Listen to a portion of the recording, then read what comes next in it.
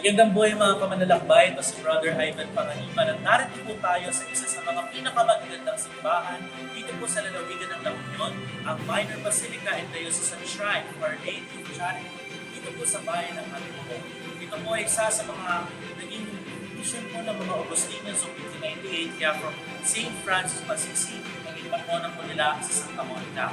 Malaunan po, tumating po dito ang debosyon sa mahal na Birhen bilang Nuestra Señora de Caridad or Our Lady of Charity na napatunayan po na noong 1898 ang simbahan po na ito ay na-consecrate na po sa pangalan ng Our Lady of Charity. Napakaganda po ng bahay na mahal na Birhen ito talagang ito ay bantayo po ng pananampalataya ng mga tao ito. Kaya naman po, kauna-unahan po Minor Basilica dito po sa Ilocandia. Kaya tara po, pumunta po tayo dito sa Dambana at Basilica ng Birhen ng Caridad.